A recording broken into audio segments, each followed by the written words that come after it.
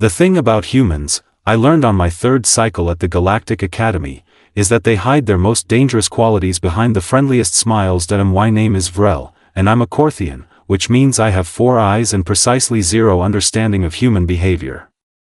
When I first saw Nurse Rebecca Torres standing in the medical bay, smiling at a terrified Zelnarian student who'd broken 3 appendages during zero-gravity training, I thought she was just another soft species representative. You know, the kind that exists to patch up wounds and hand out sympathy like free snacks. That I was so wrong. "Alright sweetie, this is going to sting a bit," Rebecca said, her voice warm enough to melt ice planets. The Zelnarian kid, Prax, whimpered as she aligned his broken limb structure. "Just breathe through it. I've set bones on battlefields with worse equipment than this. You're getting the deluxe treatment." "Wait. Battlefields?" I blinked all 4 eyes in succession, a nervous habit. "Excuse me, did you say battlefields?" Rebecca glanced at me, still maintaining that smile. "Oh yeah. Did 3 tours before I decided teaching anatomy was more my speed. Though between you and me," she leaned in like she was sharing a secret, "some of these academy injuries are more creative than anything I saw in combat." Prax made a gurgling sound that might have been awe or terror. "Hard to tell with Zelnarians." Wait, hold on." I stepped closer, my curiosity overriding my usual social anxiety. "You were in the human military? Like, actual combat?" She finished wrapping Prax's limb and patted his head gently. "There you go, good as new. Stay out of the zero-gravity chamber until I clear you, got it?" Prax nodded frantically and scuttled out faster than I'd ever seen him move. Rebecca turned to me fully, still smiling, but now I noticed something different in her eyes. Something that made my spine plates shiver. Was a field medic for the Terran Defense Corps. Saw action on Kepler Station, the Proxima conflicts, and that nasty business on the Outer Rim colonies. My primary brain struggled to process this. The Outer Rim colonies? That was where the Vrexian swarm attacked. That was where 70% of deployed forces didn't come back. "But you're a school nurse," I said, immediately feeling stupid. "I am now," she agreed, pulling up her sleeve casually. My breath caught. Running from her wrist to her shoulder was a network of scars, some thin and precise like blade cuts, others thick and twisted like burn wounds. Got tired of putting soldiers back together. Figured I'd rather keep kids from falling apart in the first place. Less stressful, better hours, and the cafeteria food is surprisingly decent. "Those scars," I started, unable to look away. "Oh, these?" She laughed, actually laughed. "These are just the visible ones. Got a nice collection on my back from some Vrexian plasma fire. And this," she pointed to a faint line across her neck, "was from a collapsing bulkhead. Almost took my head clean off. My commanding officer said I was too stubborn to die, which honestly. Fair assessment." A commotion outside made us both turn. 3 senior students, 2 Grecians and a Maltarix, burst through the door supporting a 4th student who was bleeding profusely from what looked like a training accident gone wrong. The Maltarix was panicking, his translator screeching about arteries and emergency protocols. Rebecca's demeanor changed instantly. The friendly nurse vanished, replaced by something sharp and efficient. "Set him on the table. Now. You two, grab those compression bandages. You, tell me exactly what happened, and I need details, not drama." Her hands moved with terrifying precision, applying pressure, assessing damage, barking orders like she was commanding a battalion instead of herding panicked students. Within 30 seconds, she had the bleeding controlled. Within 2 minutes, she'd stabilized the patient completely. "Is he going to die?" one of the Grecians whispered. Rebecca snorted. "Die? From this? Kid, I've seen soldiers walk off worse during lunch breaks. He'll be fine, might have a cool scar though. Chicks dig scars." She paused. "Or dudes. Or non-binary entities. Whatever you're into, scars are universal. The injured student, a Polarian named Crix, stared at her with wide eyes. You're insane. Been called worse, she replied cheerfully, already cleaning her equipment. Usually by people who were trying to kill me at the time, so I consider that a win. I couldn't help myself. How many combat engagements were you in? She paused, actually thinking about it. Active combat? Maybe 40, 50 separate engagements. Lost count after Proxima 3, honestly. That whole campaign was basically one long nightmare that lasted 8 months. 50 engagements. Our top military instructor, Commander Zalth, had seen 12 and was considered a legendary veteran. That's more than our academy's entire security force combined, I said weakly.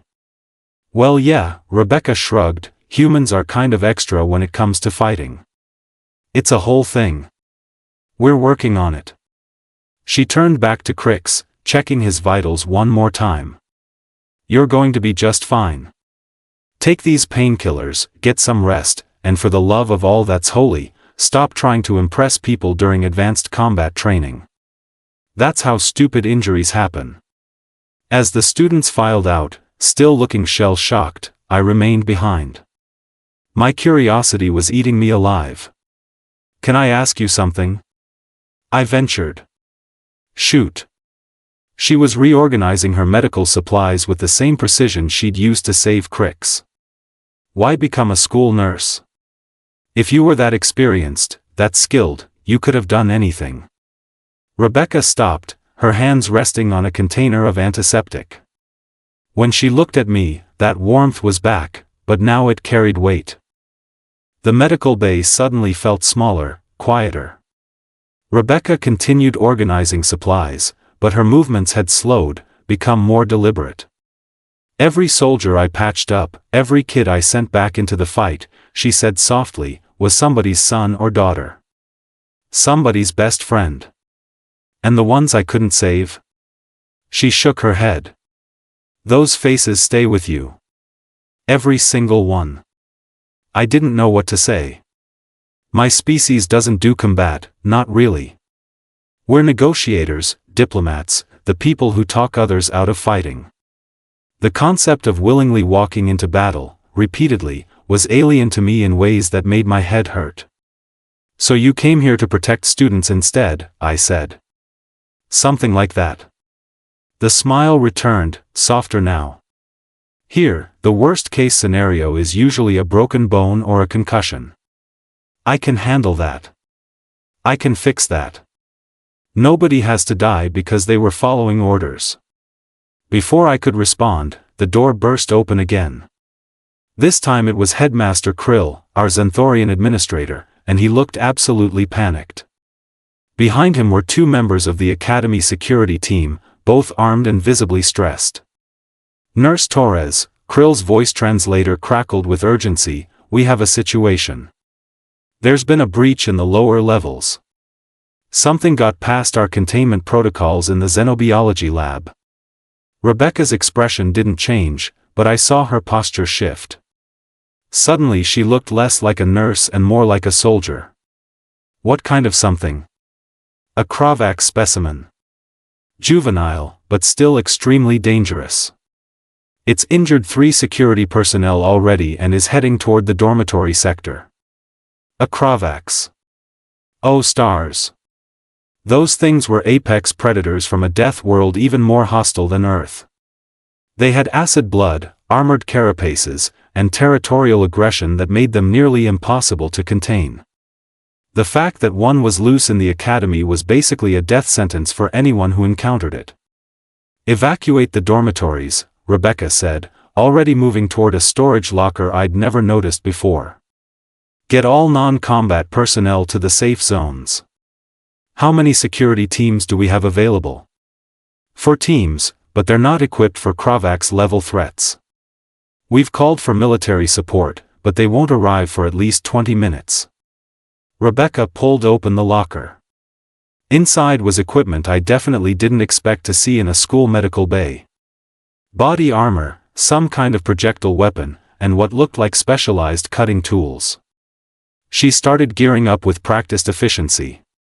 20 minutes is too long, she said, checking her weapon with movements so smooth they looked rehearsed. That thing will tear through half the student body before help arrives. I'll handle it. Krill's face membrane paled. You? But you're the nurse. Yeah, and I'm also the only person in this building who's actually killed a Korvax before. She finished strapping on her armor and turned to face us. Gone was the gentle caregiver. Standing before us was something that made even Krill, a species known for their courage, take a step back. Proxima 6 had a whole nest of them. Lost 12 good soldiers before we figured out their weak points. Trust me, I know what I'm doing. This is highly irregular, Krill stammered. So is letting students die because we're worried about protocol. Rebecca moved toward the door, then paused and looked back at me. Vrell, I need you to do something for me. Get to the dormitories and make sure everyone stays in their rooms.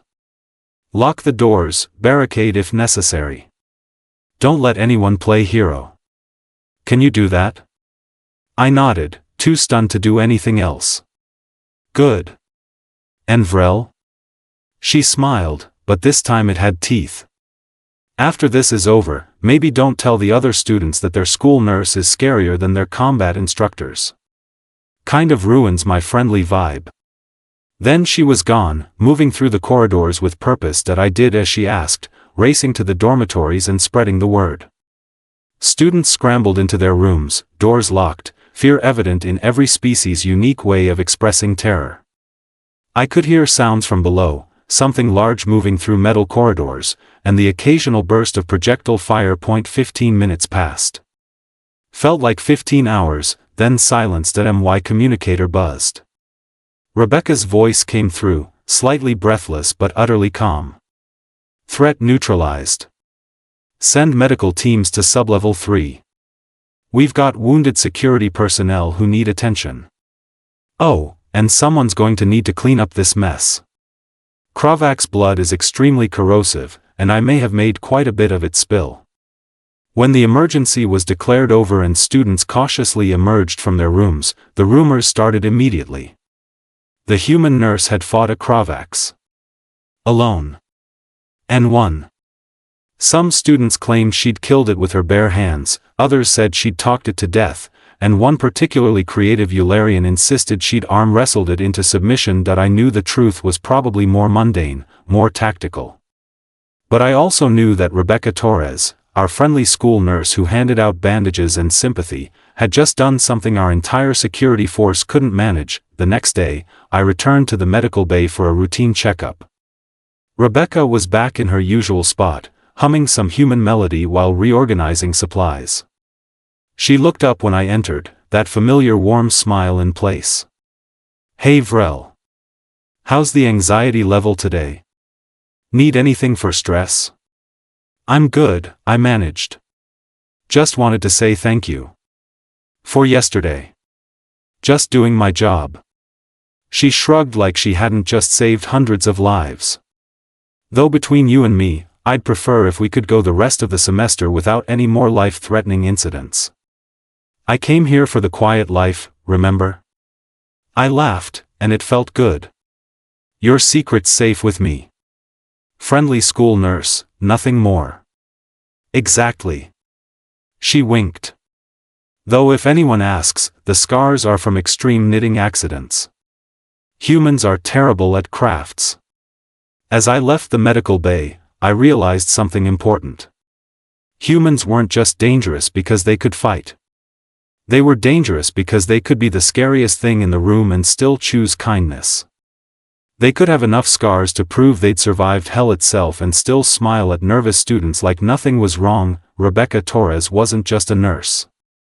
She was a reminder that humans, those strange, confusing, terrifying creatures, had decided that protecting others was worth more than glory, and somehow, that made them even scarier. Or maybe, just maybe, it made them exactly the kind of allies the galaxy needed. Either way, I was definitely never complaining about a splinter again.